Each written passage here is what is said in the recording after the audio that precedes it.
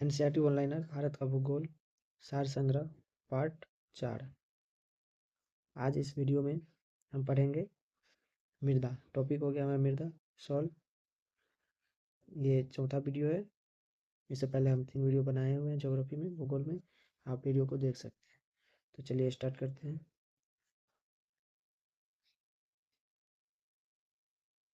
मृदा मिट्टी सॉल्व। भारत की मृदाओं का वर्गीकरण उत्पत्ति, रंग, संयोजन तथा अवस्थिति के आधार पर।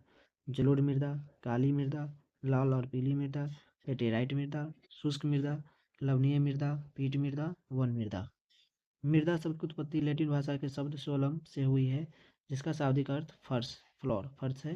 भारत के सर्वाधिक क्षेत्र में कौन सी मृदा पाई जाती है? तो जलोढ़ मृदा या कछारी मृदा पाई जाती है। रेगुर मृदा को किस अन्य नाम से जाना जाता है? काली मृदा। रेगुर मृदा का सर्वाधिक विस्तार किस राज्य में पाया जाता है? तो महाराष्ट्र में। मालवा पठार में किस मृदा को अधिकता है? तो काली मृदा का। मालवा पठार में किस मृदा की अधिकता है? तो काली मृदा का। काली मृदा को स्वतः जुताई वाला मृदा भी कहा जाता है। काली मृदा को स्वतः जुताई वाला मृदा भी कहा जाता है, जिसमें सिंचाई की कम आवश्यकता पड़ती है। यह मृदा कपास की खेती के लिए सबसे उपयुक्त मानी जाती है। पीला रंग फेरिक ऑक्साइड के कारण होता है, जबकि लाल रंग ऑक्साइड के कारण होता है, मतलब लोहे के ऑक्साइड के कारण होता है। लेटेराइट मृदा मुख्यतः किन राज्यों में पाई जाती है? तो केरल में, कर्नाटक एवं महाराष्ट्र में। जहाँ पे अधिक वर्षा वाला स्थान होता है वहाँ पे लेटेराइट मृदा पाया जाता है। लोहे की मात्रा अधिक होने के कारण कौन सी मृदा दिनों दिन अनुवर्र होती जा रही है? लेटेराइट। मृदा की क्षारीयता को कम करने के लिए जिप्सम का प्रयोग किया जाता है। लेटेराइट मृदा भारत में मुख्यतः कहाँ पाई जाती है? तो मालवा तटीय प्रदेश में। सबसे कम जलधारा सबसे कम जल धारण क्षमता किस प्रकार की मृदा में होती है? बलुई दोमट मृदा में। पौधों को सबसे अधिक जल पौधों को सबसे अधिक जल किस प्रकार की मृदा से प्राप्त होती है? चिकनी मृदा से। मृदा की उर्वरता बढ़ाने के लिए कौन सी फसलें उगाई जाती है? दलहनी फसलें।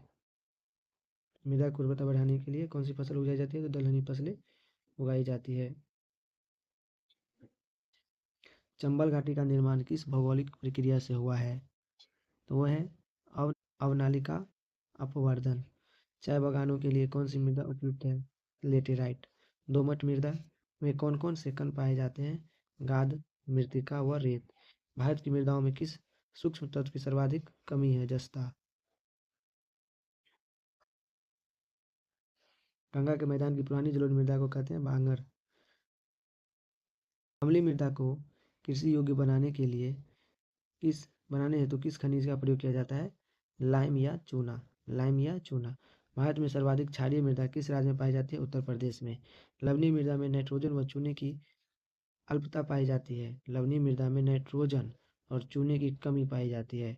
जैव मृदा का रंग नीला क्यों होता है? अम्लीय व फेरस आयरन के कारण। जैव मृदा जो होता है उसका रंग नीला होता है, अम्लीय और फेरस के कारण उसका रंग जो है नीला होता है।